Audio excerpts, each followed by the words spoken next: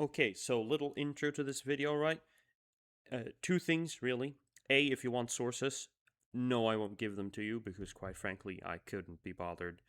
And B, this video is divided into two parts. The first part will basically be me explaining how I think Indo-European itself was actually pronounced and what the actual phonemes were. And the second part will be an explanation of why I think Proto-Indo-European came to be the strange system that it was, linguistically speaking, phonetically specifically. So with that out of the way, that's just the preamble. Let's get into this. So here's the standard reconstruction.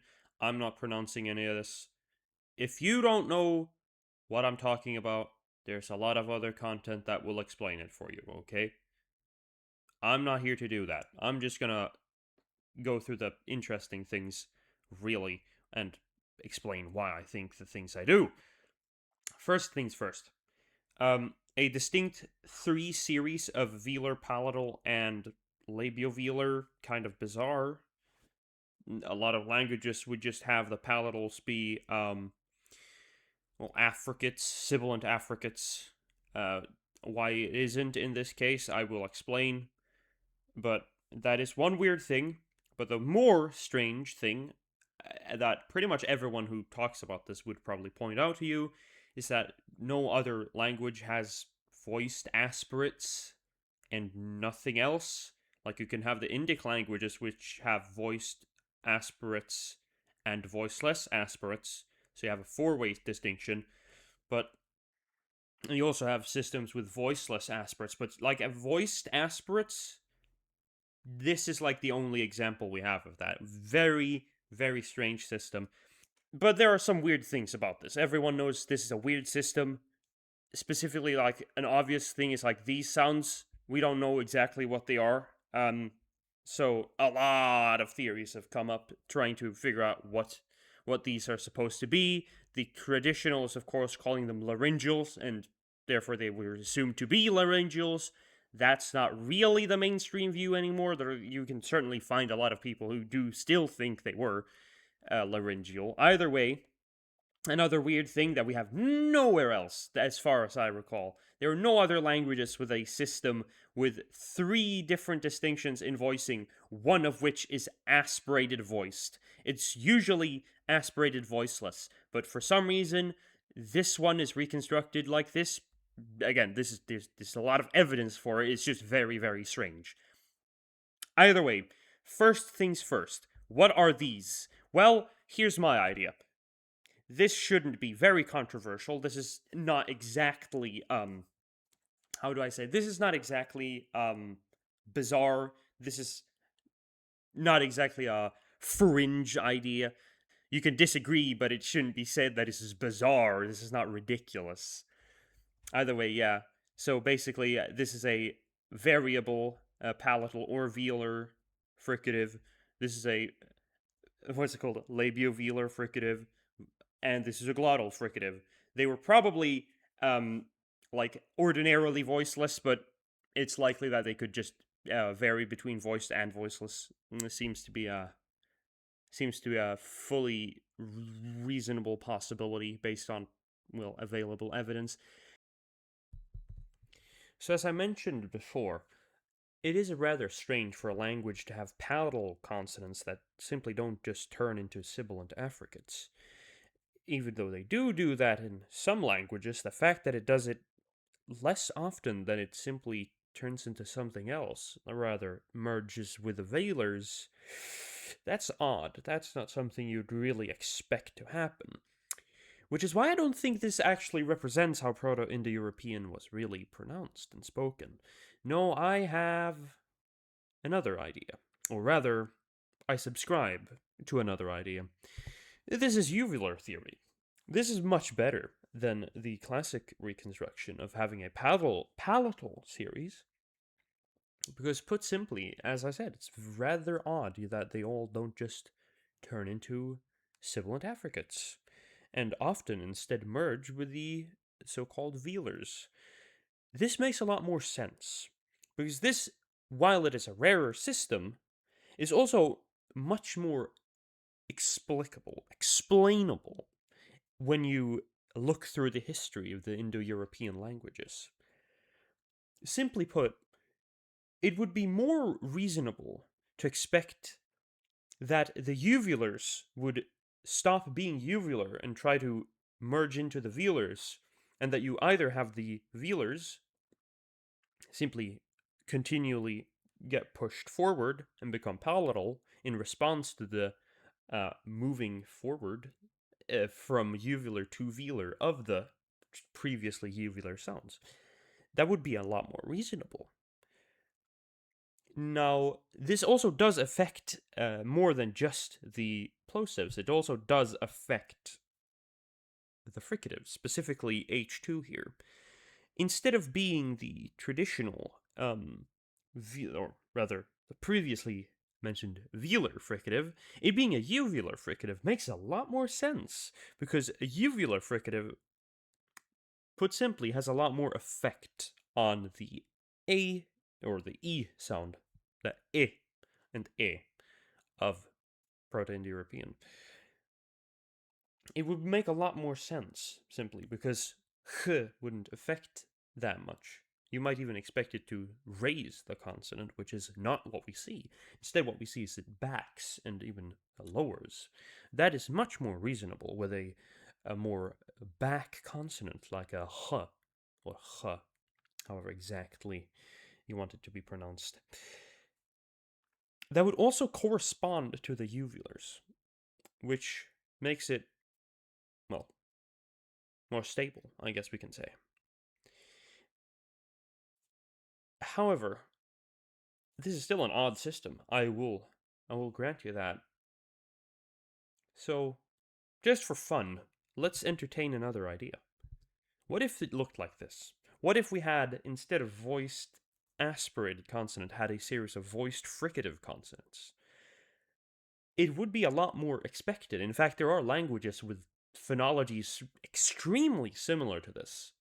A lot of them being in Eastern Asia, northeastern Asia specifically, around the Bering Strait, and also in the Americas. Many such languages exist. Now, do I believe this to be the case?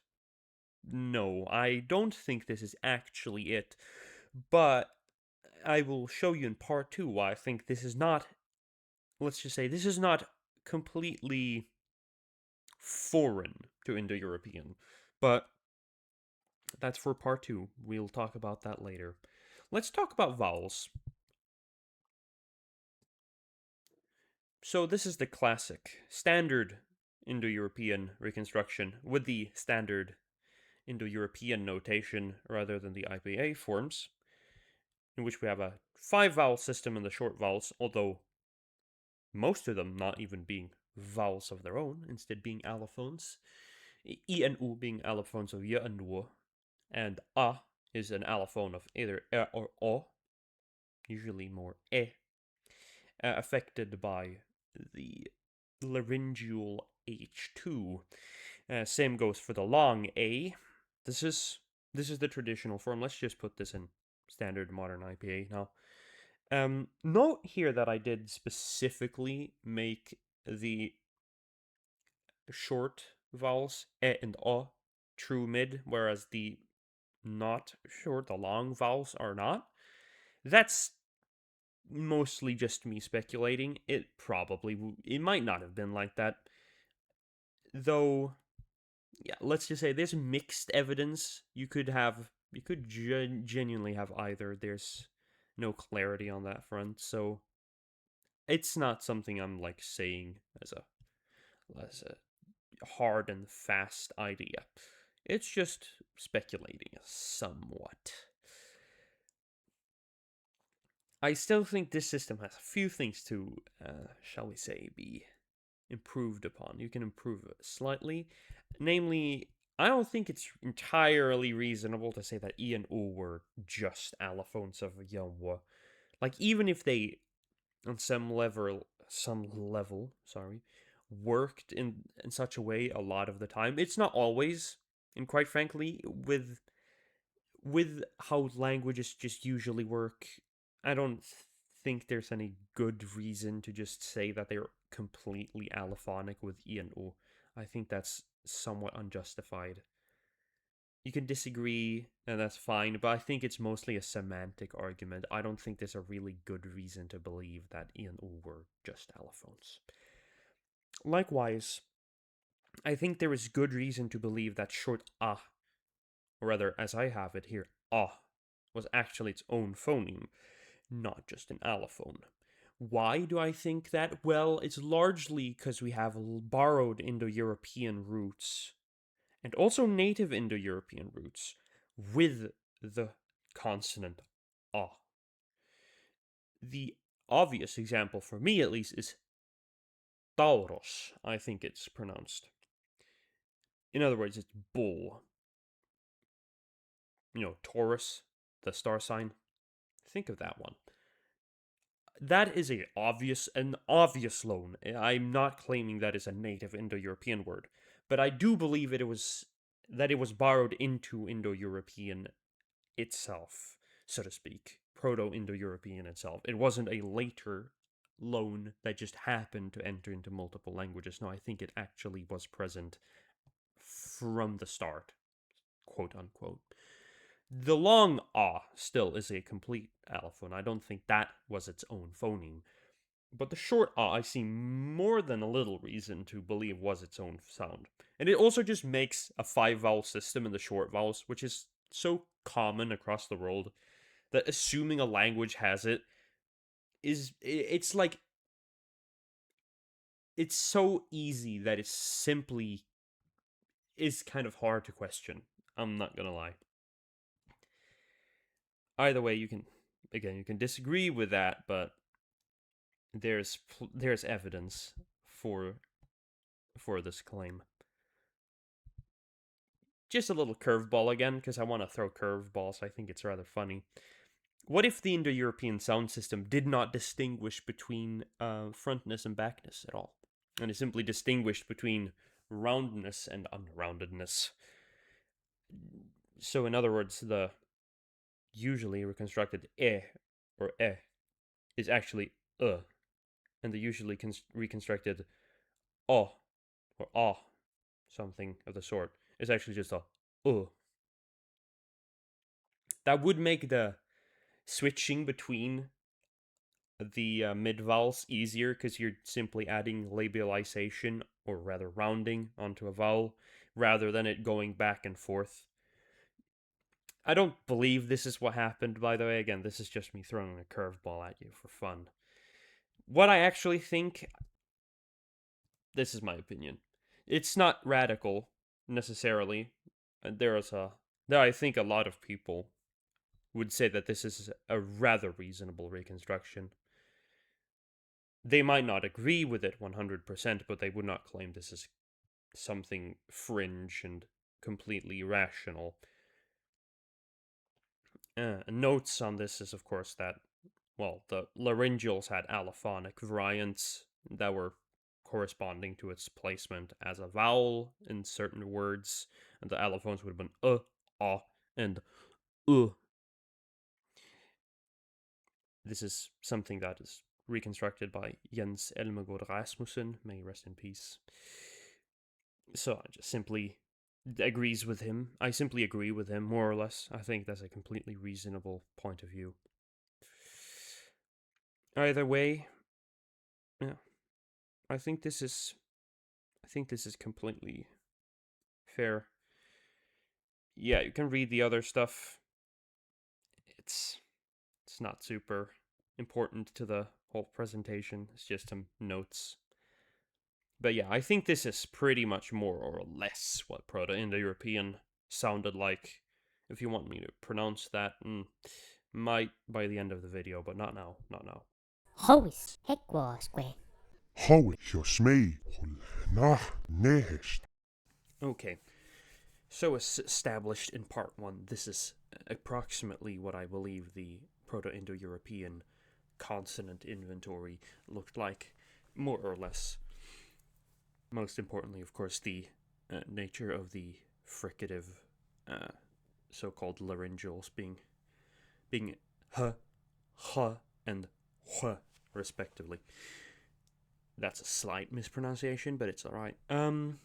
Also didn't really note it, but the S is specifically sh, which seems evident from, well, cross-linguistic evidence, mainly like Greek and, well, the Scandinavian languages. But yeah, that's just a side note. Yeah, uvular theory as well, but I don't know. Might not need to say that. Also, have a variation between r and r, because it seems to occur in pretty much all Indo-European languages, varying with r usually ends up in the beginning of a word, and r in other places, unless it's a long r, quote unquote, in which case it's r anyways. Either way, that's what we're working with. In terms of vowels, this is what we're working with. We're working with a full 5 vowel inventory in the short vowels, and 2 phonemic and 1 phonetic vowel in the long vowels. The A vowel is it's specifically a back vowel, but that's like just a side note, not a big deal. Anyways, be warned, beyond this, we're dealing mostly with speculation. I'm not saying it's completely ridiculous. It's not completely out of the blue, but be warned that it isn't going to be in any way really that provable that any of what I'm about to say is true or not. So, let's start with the most early ancestor of Proto-Indo-European that I'm willing to reconstruct, so to speak. We're dealing with a simple 3 series of consonants, and we're working with 3 different types of plosives, and the other sounds are pretty much the same as in Proto-Indo-European itself. The vowel inventory, though, is actually a full 5 vowel inventory in all within all length distinctions. I mean, I'm not certain there was a length distinction at this point, but I think there was. That's just a speculation, though. Either way, ablaut is not yet a feature. That's a later feature. I will tell you why. And an important part about this system is that I believe that this is already when we're starting to see a strange system in which Proto-Indo-European itself did not allow you to have voiced aspirated stops with voiceless stops in the same root, or having more than one voiced stop in the same root.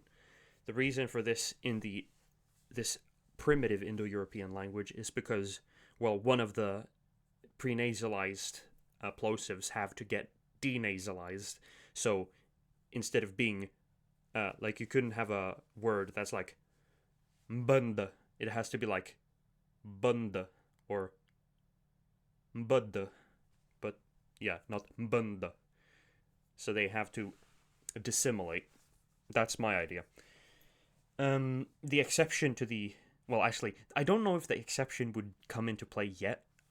There's an exception in Proto-Indo-European where you can have a voiced aspirate and a voiceless plosive in the same root, as long as the voiceless plosive is preceded by an S, basically. I don't know if that's a part of the system yet. That might come in later as a result of like vowel loss. So they get what would be a voiced stop next to an S that would then devoice that stop to become, well, basically just a voiceless stop. But that's me speculating. Anyhow, the first thing that really happens to this language is that we have a change shift where ng becomes ng, ng becomes g, g becomes g, and g becomes ch. And this gives us the earliest step that will get us to the Proto-Indo-European language itself. Because this little ch sound will come in useful, as we'll pretty much establish right now.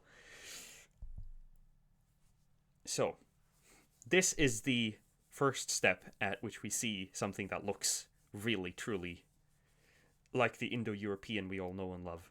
This is not a this is not a hard and fast system in the same way that the later Proto-Indo-European itself will be. This is more fluid, but there is still a difference between different plosives based on their position in the word. And that starts out allophonically, as all sound changes do, but eventually it will get established as a proper system itself. So, like, let's say you have a word like gian, something like that, which will become gan, and then will become gan later on. Well, yeah, and where you just have a g, or gun would become gun later on. It's stuff like that is how we start seeing a system like this. This is also, I'm thinking, where we have the beginning of like influence from languages of the Caucasus. It isn't fully there yet, but it'll, as you see, the next step will start to really establish that connection. Because now we have a fully distinct velar uvular system, as we do in what I believe Proto-Indo-European had. So we're seeing the g versus g instead of just a variable g, g, and a variable g, g. Now it's actually g, differentiated. Because we're losing a lot of the vowels. I think there's a stage where we just have one vowel essentially, because based on available evidence, the vowel o basically looks like an allophone of or e in certain contexts. So it's very likely that in a lot of cases, o is just a variant of e, sort of, that, later gets distinguished and becomes distinct because, sound change. But at this stage, it's all just one vowel, though it might be distinguished by length. I probably say it is, but don't take that as like a hard and fast rule. Right.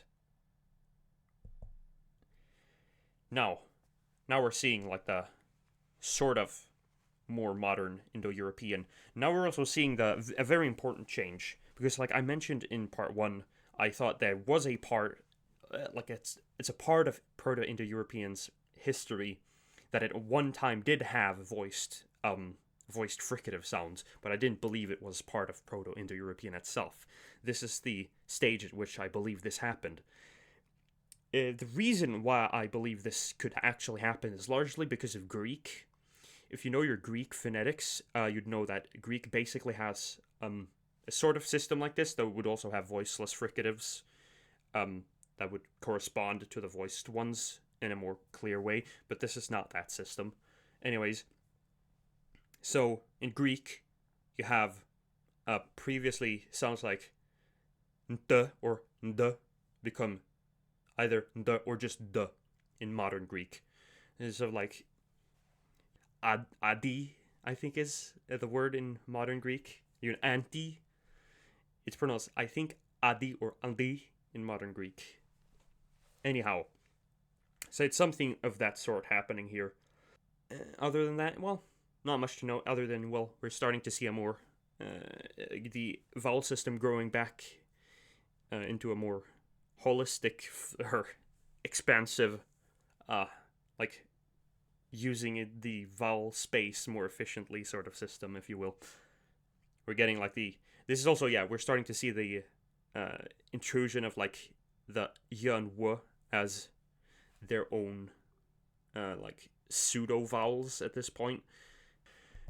This is a pretty important part, because here we see this is basically Proto-Indo-European at a point where like we can fully understand it, so to speak. This is actually reconstructible Indo-European, Proto-Indo-European. An important sound change that has happened here, if you read that, is that we've taken the voiced b, and it shifts to v, or sorry, no, v, and then v has shifted to w, though it would probably be that v would have shifted to w first, and that b then shifts to v. Either way, this is not. I had this idea myself, but it's actually funny because I, like, very soon after realized someone else had a similar theory. They're trying to connect Indo-European with Basque, and while I'm not denying that theory per se, I'm not necessarily agreeing with it either. It was like an independent development that just happens to coincide there. So, it's fun. I mean, once you understand the principles of phonology and phonetic change, you can kind of end up in similar situations like that. Though she's obviously way more qualified than I am. I'm sorry I don't remember names, because if I did, I would say who it was, but, well, you could probably figure it out if you're partaking in the space, if you will. Anyways, so here we go. This is Proto-Indo-European itself. This is what we all know and love. I noted the change of m in certain contexts to b, because that seems like a thing that might have happened at some point. Though some would speculate about that not being the case, but I'd say that's a reasonable theory, which is why I've noted it here. But yeah, we have a allophone b at this stage, at the very least. That might have been a full phoning, but it's not super relevant whether or not it was. Either way, another change we're seeing is that H1, which was previously a velar ch, it is now, or ch, sorry, it's now shifted and debuccalized to become h, more recognizably quote-unquote standard H sound. So yeah, this is pretty much classic Proto-Indo-European as we all know and love it. And from here on we go on to the descendant languages, all the way down to the language I'm currently speaking. And, well, that's the story of that, I'd say. So closing considerations, I suppose, long and short of it, there have probably been a lot of smaller changes that have happened during this time, but they wouldn't have affected the actual sounds phonetically of the language, but they would probably still play a part in the development of Proto-Indo-European. Another thing I should probably note is that it's likely that vowel length came in and out of being phonemic/phonetic or just non-existent at various stages, but I'm not going to track that, even though I do believe it happened at least once. The accent shifting is also likely a result of something similar to what happens in Romance languages, where you, in modern Romance, usually have a shifting accent. That's actually the result of Latin having a vowel length distinction that then disappeared. In some modern Romance languages, you still have, well, clear, I would say, traces of Latin's syllable weight system being present, like in Italian. If you have a second to last syllable with a coda consonant, that always gets phonemic stress, more or less, which is a result of Latin phonology.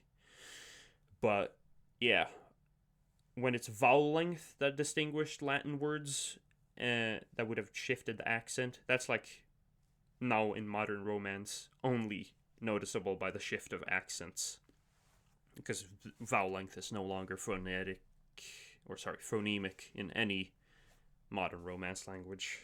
Even Italian, which sounds like it has phonemic vowel length, actually only has phonetic vowel change as a result of the accent. So it is what it is. Well, ladies and gentlemen, with all that being said, I hope you enjoyed the video.